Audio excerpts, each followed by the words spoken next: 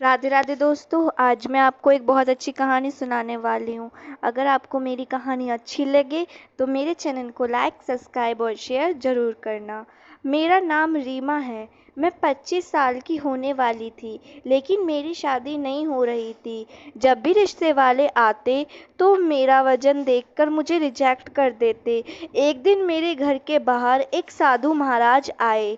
उन्होंने एक चादर देते हुए कहा कि यदि तुम इस चादर को ओढ़कर 3 रात एकांत और अंधेरे कमरे में ओढ़ के सो जाओगी तो करिश्मा देखना, तुम्हारी जल्दी ही शादी हो जाएगी।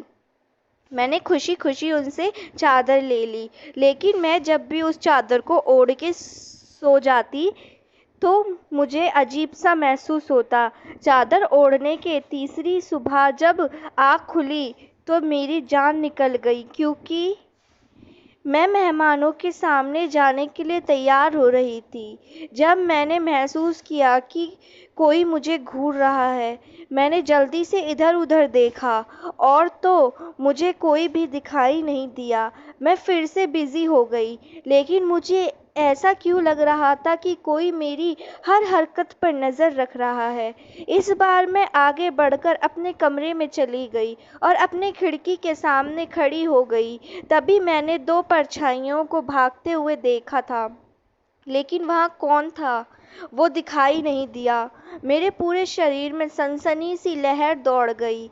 एक अजीब तरीके के डर ने मुझे जकड़ लिया। आखिर चुपके से मुझे कौन देख रहा है? मैं अभी भी यही बस सोच रही थी कि राधा कामवाली मुझे बुलाने आ गई। मैं सुनीता से पूछने वाली थी कि क्या तुमने किसी को मेरी खिड़की के सामने खड़ा देखा था? फिर मैंने सोचा कि मैं इससे बाद में पूछ लूँगी। मैं चाय लेकर लिविंग रूम में दाखिल हुई तो सामने बैठी एक समझदार महिला ने कहा, आप ये चाय वगैरह का झंझट छोड़ दीजिए। चलो पहले हमें लड़की से मिलवाइए। आज फिर मेरे लिए रिश्ता आया तो हम माँ बेटी सुबह से ही काम में लगी हुई थी। राधा और उसके बेटे ने घर की साफ सफाई कर दी थी।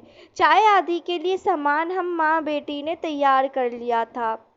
अब जब मैं चाय लेकर लिविंग रूम में दाखिल हो ही चुकी थी तो उस औरत के सवाल ने मुझे परेशान कर दिया।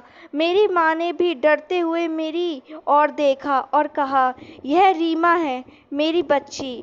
उस औरत की आंखें फैल चुकी थीं। वो बोली, हमने तो सुना था कि आपकी बेटी 25 साल की है, लेकिन ये तो किसी भी नज़रिए से इतनी कम उम्र की नहीं लग रही है।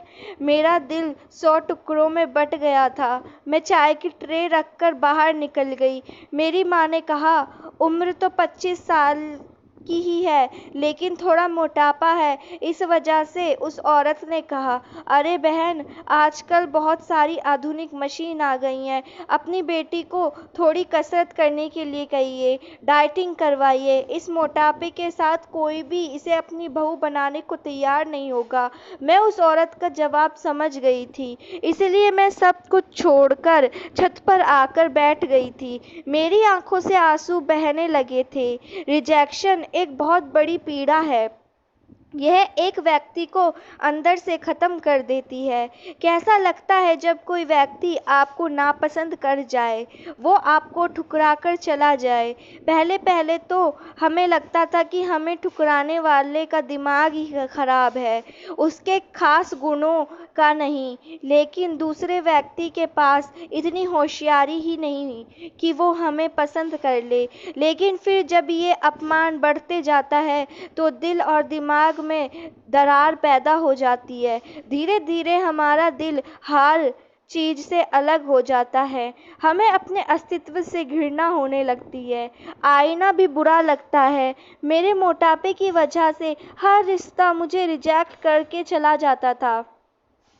मैं अपनी रिजेक्शन पर शोक मना रही थी जब एक बार फिर से लगा कि मुझे कोई छुपकर देख रहा है। मैं जल्दी से उठकर खड़ी हो गई। मैंने अपनी चारों तरफ नज़र दौड़ाई, तब मुझे लॉन में लगा पौधों की सरसराहट सुनाई दी। वो जो भी कोई था उधर ही था। तभी मैंने राधा को नौकर के क्वार्टर से बाहर आते हुए देखा। मैंने उसे बुलाया और बोला, ज़रा देखो तो उस पौधों के पीछे कौन है। उसने सभी पौधों पर नज़र दौड़ाई, लेकिन उसे कोई भी नज़र नहीं आया था। ऐसा पहली बार नहीं हो रहा था। अक्सर मुझे लगता था कि कोई मुझे घूर रहा है, लेकिन फिर मैंने उसे नज़रअंदाज कर दिया। लेकिन अब यह सब बहुत ज़्यादा हो रहा था। मैं धीरे धीरे मानसिक रोगी होती जा रही थी। एक तरफ से साया और दूसरी तरफ से मोटापे का दर्द। मैं शुरू से ही इतनी मोटी नहीं थी, बल्कि मैं तो एक दुबली पतली सी लड़की थी, जैसे 15-16 साल की उम्र की लड़कियां आमतौर पर होती हैं। लेकिन मेरे घर वालों को मुझे मोटा बनाने की पीड़ा थी। मेरी माँ ने मुझे दुबले पतलेपन से परेशान रहती थी, जबकि मुझे जमानों की बात से कोई फ़र्क नहीं पड़ता था। मैं खुद को किसी भी तरह की हीन भावना में नहीं डालना चाहती थी। फिर जैसे जैसे मेरी उम्र बढ़ती गई, मेरा जिस्म भी भरने लगा था। खूबसूरत तो मैं शुरू से ही थी, अब गाल भर गए थे तो हुस्न को 4 चांद लगा गए। हर तरफ मेरी और मेरी खूबसूरती के चर्चे थे। हर कोई मेरी जैसी बनना चाहती थी। मेरी माँ मेरी नज़र उतारते नहीं थकती थी, लेकिन फिर भी ना जाने किसकी बुरी नज़र मुझे लग गई। मैं बीमार रहने लगी। शरीर में हर समय दर्द सताता था। एक दिन मैं कॉलेज में चक्कर खाकर गिर गई। मुझे तुरंत अस्पताल ले जाया गया था। डॉक्टर ने यही कहा था कि मुझ में ताकत की कमी है, इसलिए उन्होंने मुझे ताकत वाले इंजेक्शन लगाने को कहा। न जाने किस तरह के ताकत वाले इंजेक्शन पूरे हफ्ते मुझे लगा दिए। मेरा सारा जिस्म फूल गया। डॉक्टर ने कहा, यह सब इंजेक्शन के समय हुआ है, कुछ ही दिनों में सूजन कम हो जाएगी। लेकिन सूजन कम होने की बजाय बढ़ने लगी थी। इस तरह इंजेक्शन के गलत रिएक्शन की वजह से मेरा शरीर फूल गया था। मेरा चेहरा बहुत बड़ा हो गया था। मेरा वजन इस तरह से बढ़ गया था कि मैं एक कम उम्र की लड़की लगने की बजाय एक ज़्यादा उम्र की औरत की तरह दिखने लगी थी। अब मेरे घर वालों को मेरी चिंता सता रही थी। मुझे भी मोटापे से नफरत थी। मैं सारा सारा दिन रोती रहती थी। मेरी माँ मुझे दिलासा देती थी, लेकिन मैं हर समय उदास रहने लगी थी। कॉलेज जाती तो लड़कियाँ मेरा मजाक उड़ाती थीं और मुझे आंटी आंटी कहकर तंग करती थीं। मैंने कॉलेज छोड़ने का इरादा कर लिया था, लेकिन मेरे पिताजी बहुत नाराज़ हो गए थे। उन्होंने मुझे इस तरह की बेवकूफ़ी करने के लिए मना जो कर दिया था। खैर, जैसे तैसे मैंने कॉलेज ख़त्म किया और घर पर बैठकर एक अच्छे से रिश्ते का इंतज़ार करने लगी। लेकिन यहाँ भी मेरा मोटापा मेरे रास्ते में दीवार बन गया था। जो भी रिश्ता आता वो मेरे मोटापे की वजह से मुझे रिजेक्ट कर देता और मेरी छोटी बहन को पसंद कर जाते थे। लेकिन मेरे पिताजी की भी जिद थी कि सबसे पहले मेरी ही शादी हो। इधर हमारे खानदान में मुझसे छोटी सभी लड़कियों की शादी हो चुकी थी, जबकि मैं अभी भी अपने माता पिता के कंधों पर धरती का बोझ बनकर बैठी थी। लेकिन मैं कर भी क्या सकती थी। मेरे हाथ में रोने के सिवा कुछ भी नहीं था। शाम हो चुकी थी। सभी पंछी अपने घोंसलों में लौट चुके थे। मैं लॉन में आकर चहलकदमी करने लगी। तभी हमारे गेट पर दस्तक हुई और एक आवाज़ आई, कोई है जो भगवान के नाम पर मेरी मदद करे? उसके दिल की हर इच्छा पूरी हो जाएगी। मुझे साधु बाबा की आवाज़ सुनाई दी। मैं तेजी से गेट की ओर बढ़ी थी। सामने ही एक बाबा बैठे थे, जिन्होंने सिर से पांव तक कंबल ओढ़ रखा था। मैं बोली, बाबा तुम्हें क्या चाहिए? वो अपनी भारी भरकम आवाज़ में बोले, जो मुझे चाहिए वो इंसान दे नहीं सकता, लेकिन तुझे जो चाहिए वो मैं तुम्हारे माथे पर लिखा हुआ देखकर पढ़ सकता हूँ। मुझे बड़ा आश्चर्य हुआ। मैंने चुनौती दी और कहा, तो फिर बताइए मुझे क्या चाहिए? उस साधु बाबा ने अपने बगल में पड़ी चादर उठाकर मुझे देते हुए बोले, इस चादर को एक एकांत और अंधेरे कमरे में सिर्फ 3 रातों के लिए ओढ़कर सो जाओगी तो करिश्मा देख देखना, तुम्हारी शादी जल्दी ही हो जाएगी। जब मैंने शादी की बात सुनी तो मैं चौंक गई। बेशक वो साधु बाबा कोई आम इंसान नहीं था। उन्होंने मेरी परेशानी का एकदम सटीक कारण बताया था। मैंने झट से कांपते हुए हाथों से चादर ले ली। तभी मेरी माँ ने दरवाज़ा खोला। वो मुझे देखकर चौंक गई। वो बोली, तुम यहाँ खड़े होकर क्या कर रही हो? मैंने माँ से कहा, माँ, बाबा जी ने मुझे ये चादर दी है। माँ जल्दी से गेट के पास चली गई और अपना सिर बाहर निकालकर देखा तो वह महाराज उधर ही नहीं था। उसे उस साधु बाबा ने मुझे जाने का इशारा किया और कहा, ये चादर ले जाकर अपने कमरे में रख दो, पीछे मुड़कर मत देखना। मैंने अपने दोनों हाथों से उस चादर को पकड़ लिया और मैं अपने कमरे में दाखिल हो गई। थोड़ी देर बाद मेरी माँ मेरे कमरे में आई।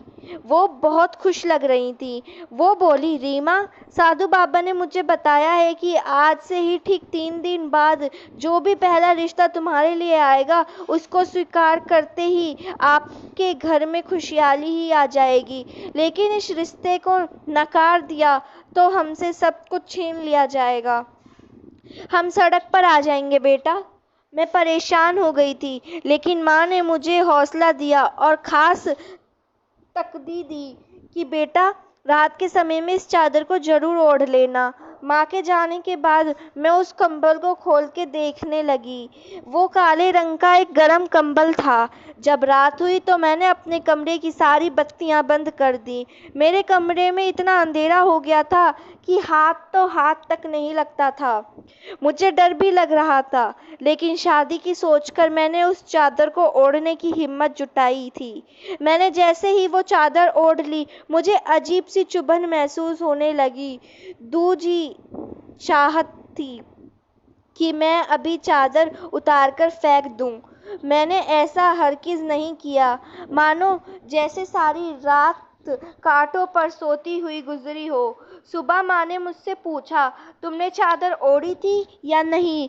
मैंने हाँ में सिर हिला दिया। मैं बहुत थकी हुई थी, फिर रात भर ठीक से नींद भी नहीं आई थी। मेरी छोटी बहन ने कहा, दीदी आप जाके ना आराम कर लो, मैं माँ को मदद कर देती हूँ। मैंने उसे धन्यवाद दिया और कमरे में आकर लेट गई।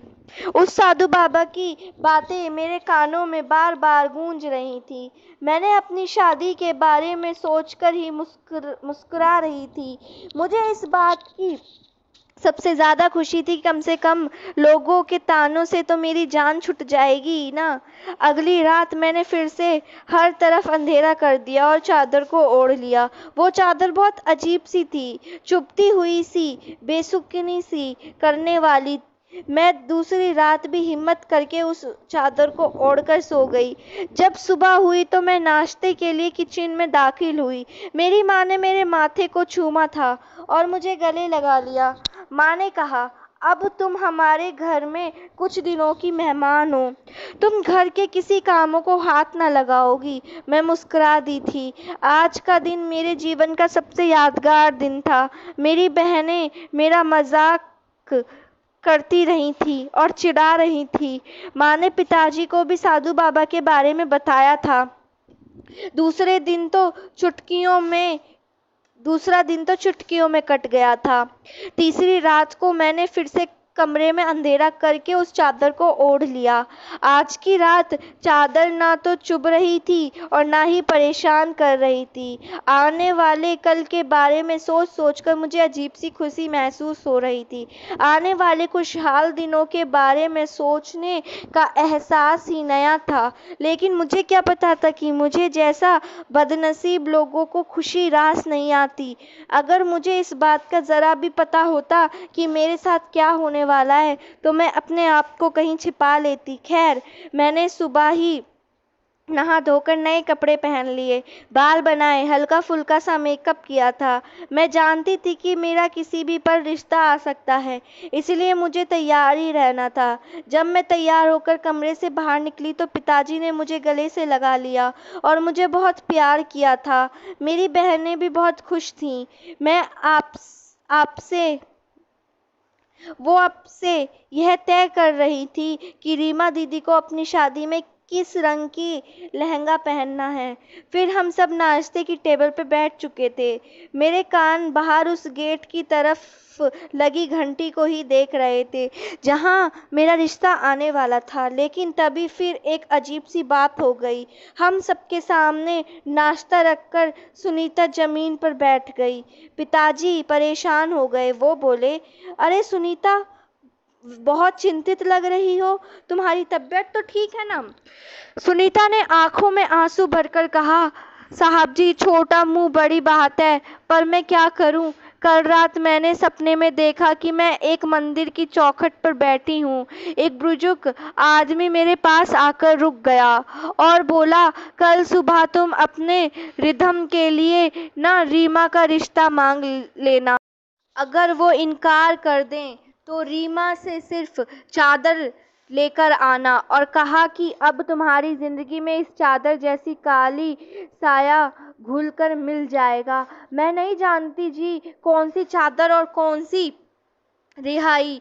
मैं सिर्फ इतना जानती हूँ कि मैं आपके सामने अपना दामन फैलाकर बैठी हूँ, मुझे खाली हाथ मत उठा देना। सुनीता की बातें सुनने के बाद हम सब चौंक गए थे। पिताजी कभी आश्चर्य से मेरी ओर देखते तो कभी सुनीता की ओर, जबकि माँ ने अपने आप को संभाल वो बोली, सुनीता, हम अपने रीमा का रिश्ता तुम्हारे रिदम के साथ करने के लिए तैयार हैं।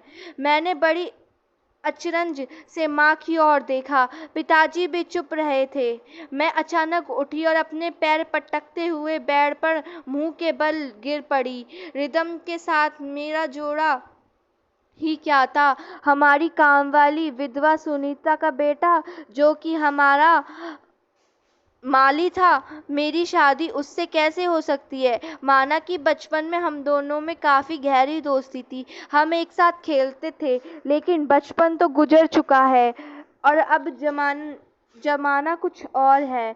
मैं ज़ोर ज़ोर से रोने लगी थी। तभी मुझे एहसास हुआ कि कोई मुझे घूर रहा है। मैं एकदम से चौंक गई। मैंने उठकर इधर उधर देखा तो वहाँ कोई नहीं था। मैंने अपने खिड़की को जोर से बंद कर दिया। तभी एक बार फिर से मैं रोने में बिजी हो गई।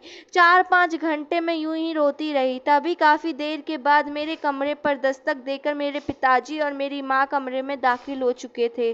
पिताजी ने मेरे सिर पर हाथ रखा और मेरे आंसू पोंछ डाले और बोले, रीमा, भले ही तुम 25 साल की हो चुकी हो, मैं इस शादी के लिए तैयार नहीं हूँ। मैंने दुनिया का चप्पा चप्पा ढूंढकर बेहतरीन आदमी के साथ तुम्हारा हाथ थामा दूंगा, पर अब मैं मजबूर हो गया हूँ। मैं किसी साधु बाबा की बद्दुआ लेना नहीं चाहता। मैं नहीं जानता कि इस रिश्ते की इनकार से हमारे ऊपर क्या कयामत आ जाएगी, लेकिन मैं सिर्फ इतना जानता हूँ कि मैं आप सभी से बहुत प्यार करता हूँ और मैं आपको किसी भी सूरत में खोना नहीं चाहता।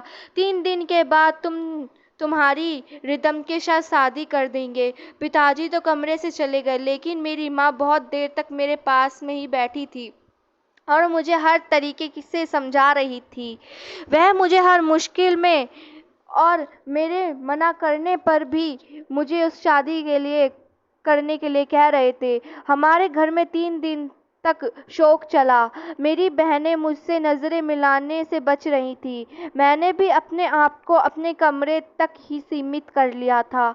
3 दिनों के बाद मेरी माँ ने मुझे लाल रंग का सूट थमा दिया और बोली, तैयार हो जाओ, पंडित आने वाले हैं। मेरे साथ कितनी जाती की गई थी।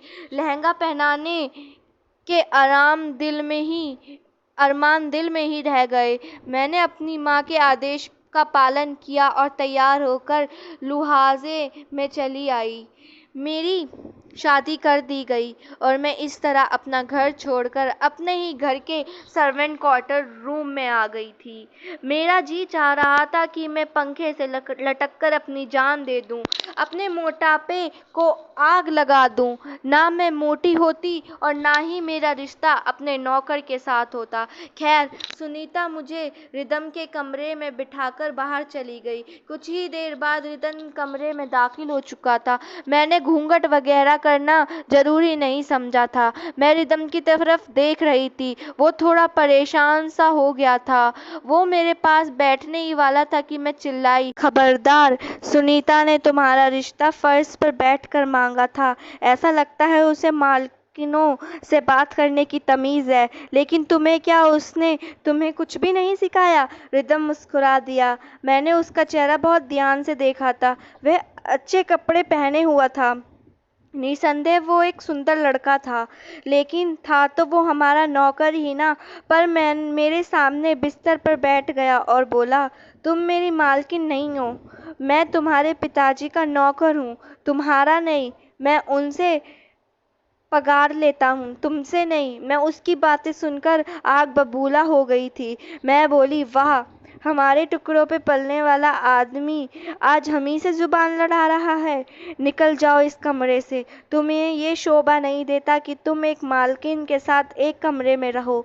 अचानक रिदम के होठ सिकुड़ गए और उसकी आंखें नम हो गईं।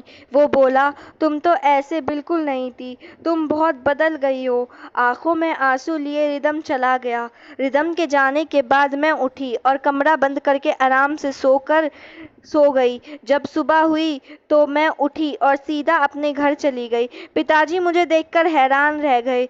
मैं बोली, पिताजी, हमने साधु बाबा की बात मान ली है। मैंने रिदम से शादी कर ली है। अब हम पर कोई भी आफत नहीं आएगी। लेकिन अब मैं रिदम की उस झोपड़ी में नहीं रहूंगी। लेकिन अब मैं इधर ही रहूंगी। पिताजी बोले, मुझे तुम्हारा हर फैसला मंजूर है बेटा। लेकिन माँ बहुत खुश लग रही थी मेरे फैसले से। माँ ने कहा कि हमने साधु बाबा की बात मानकर रीमा की शादी एक गरीब नौकर से तो कर दी। अब हमारे ऊपर से बला टल गई है। अब मेरी बेटी का फैसला है, उस गरीब नौकर के साथ नहीं रहेगी तो बस नहीं रहेगी। मैं रीमा के फैसले पर खुश हूँ। रदम का और मेरी बेटी का कोई जोड़ ही नहीं है। जल्दी ही मैं रिदम से रीमा का तलाक करवा दूंगी और अपनी रीमा के लिए एक बहुत ही अच्छा सा लड़का ढूंढूंगी। माँ की बातें सुनकर मैं खुश हो गई, लेकिन पापा थोड़े परेशान हो गए। मेरी शादी को 2 महीने बीत चुके थे। इन 2 महीनों में पापा एक बार मेरे पास आए थे। बोले थे, अपने फैसले पर एक बार फिर से गौर करो। लेकिन मैं कुछ नहीं बोली थी। मैं अक्सर अपने कमरे की खिड़की पर खड़ी होकर रिदम को लॉन में काम करते हुए देखती रहती थी। वो कभी घास काटता रहता, कभी पौधों को पानी देता होता। जब मेरा दिल उस पे गुस्सा उतारने को चाहता तो मैं लॉन में जाती और कहती, नौकर तो नौकर रहता है, चाहे मालकिन से जबरदस्ती शादी भी कर ले। रिदम मेरी बात सुनकर मुस्कुरा देता था और कहता, मेहनत करने में कोई शर्म नहीं होती। रिदम का हर एक अंदाज मेरे दिल को छू लेता था। कभी कभी उसकी शरारती आंखें देखकर मेरे दिल में कंपन होने लगती थी। काश वह हमारा नौकर ना होता, बल्कि किसी खाते पीते घर का लड़का होता, तो मेरे चचेरे भाई बहन और मेरे दोस्त उसे देखकर जल ही जाते। यूं ही करते करते 6 महीने हो चुके थे। एक दिन जब सुनीता मेरे पिताजी के पास आई, उस समय मैं किचन में थी और पिताजी लाउंज में बैठे हुए थे। सुनीता बोली, मालकिन, हम आपका घर छोड़कर यहाँ से जाना चाहते हैं। शादी के बाद रिदम को रीमा बिटिया से प्यार हो गया है। वह उसके प्यार में पागल हो गया है। मैं अपने जवान बेटे को इस तरह दुखी नहीं देख सकती साहब। इस समय भी उसे इतना बुखार है कि क्या बताऊं। मैं सुनीता की बातें सुनकर दंग रह गई थी। कोई मुझसे इतना प्यार कैसे कर सकता था? मैं तो मांस का पहाड़ हूँ। फिर रिदम मेरी मोहब्बत में कैसे डूब गया?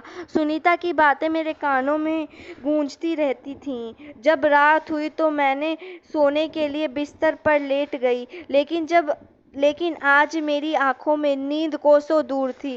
एक अजीब तरह की बेचैनी मेरे पूरे शरीर को दौड़ रही थी। एकदम से अपने बिस्तर से उठी और सबसे नज़र बचाकर सर्वेंट क्वार्टर की तरफ चली गई।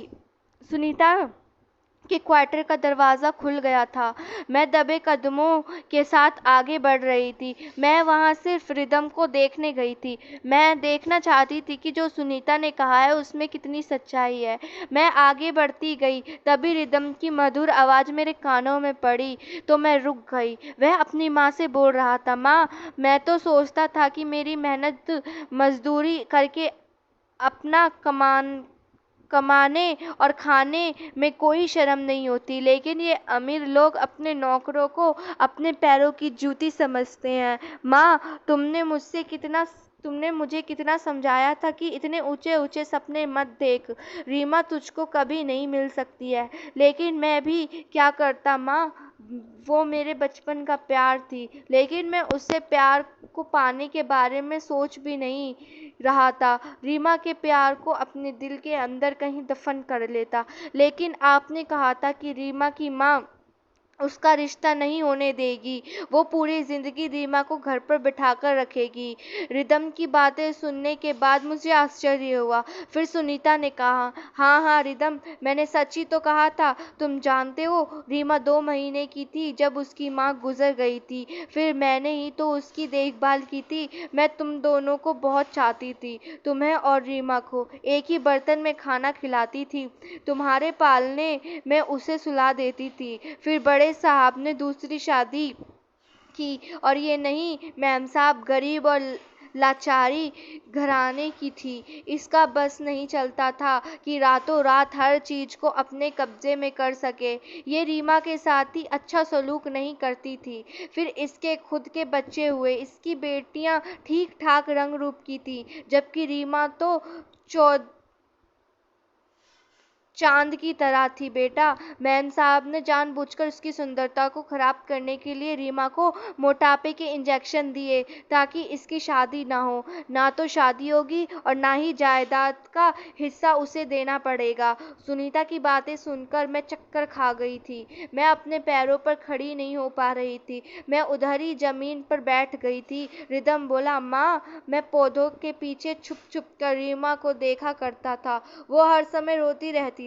मुझे उसके आंसू बर्दाश्त नहीं होते थे, इसलिए मैंने साधु बाबा वाला ढोंग रचाया था। मैं अपने दोस्त के पिताजी को लेकर आया था। उन्होंने साधु बाबा बनने का नाटक किया था। हमारी इस चाल से रीमा मेरी तो हो गई, पर उसने मुझे नहीं अपनाया। अब हम कल सुबह हमेशा हमेशा के लिए ये घर छोड़कर चले जाएंगे। मेरी दम की बातें सुनकर रोती रह गई थी। मैं बड़ी मुश्किल में अपने कमरे तक पहुंची थी। रात के 12 बज रहे थे। हमें बुरी तरह से रो रही थी। मैंने पिताजी का नंबर मिलाया और अपने कमरे में आने के लिए कहा। पिताजी दौड़े चले आए थे। वो मेरी आवाज़ सुनकर काफ़ी परेशान हो गए थे। मैं उनके सीने से लगकर रो रही थी। फिर मैंने पिताजी को सारी कहानी सुना दी। पिताजी ने मुझे भरोसा दिलाया कि वो सब कुछ खुद ही संभाल लेंगे। सुबह हुई तो पिताजी ने माँ को बताया कि रीमा अपने घर जाना चाहती है। सुनकर थोड़ा उदास हो गई थी। पिताजी ने रिदम और सुनीता को घर बुलाया था। पिताजी ने रिदम से कहा, रिदम बेटा, तुम्हें पता है कि मेरा कोई बेटा नहीं है। दामाद भी बेटे की ही तरह ही होते हैं। मैं तुमसे विनती करता हूँ कि तुम मेरे ऑफिस को संभाल लो। रिदम हैरान था, जबकि मेरी माँ के चेहरे का तो रंग ही उड़ गया था। पिताजी ने ऑफिस के सारे कामकाज रिदम को जबरदस्ती सौंप दिए थे। पिताजी के प्लानिंग जबरदस्त प्लानिंग से माँ को एक और जोरदार थप्पड़ लग गया था। जिस जायदाद के लिए माँ ने मुझे जीवन भर घर में बैठाकर रखने की योजना बनाई थी, पिताजी ने वही जायदाद मेरे पति को सौंप दी थी। तभी मेरी माँ का असली चेहरा सामने आ गया। वो गुस्से से बोली, तुम ऐसा नहीं कर सकते। मेरी सालों की तपस्या को मिट्टी में नहीं मिला सकते। अपनी जायदाद का एक छोटा सा हिस्सा भी मैं इस लड़की और इस नौकर को नहीं दूंगी। माँ की बात सुनकर पापा ने एक जोरदार थप्पड़ मारा उनके मुंह पर और बोले, मुझे सब कुछ पता चल गया है कि कैसे तूने मेरी बेटी की ज़िंदगी खराब करनी चाहिए। अब अगर आगे से एक शब्द और तूने अपने मुंह से निकाला तो इस घर से निकाल दूंगी। मैं और रिदम पापा के दूसरे घर में रहने लगे। रिदम पापा के ऑफिस में काम करता, अच्छी सैलरी पाता। उसने मुझे एक बहुत बड़े डॉक्टर को दिखाया और मेरा इलाज शुरू करवाया। धीरे धीरे दवाइयों ने असर करना शुरू किया और मेरा मोटापा खत्म होता गया और आज मैं बिल्कुल ठीक हूँ। रिदम मुझसे बहुत प्यार करता है, मेरी हर ख्वाहिश पूरी करता है। जब जब रिदम को देखती हूँ तो खुद की किस्मत पर गर्व होता है। भगवान मेरे जैसा पति हर लड़की को दे। धन्यवाद।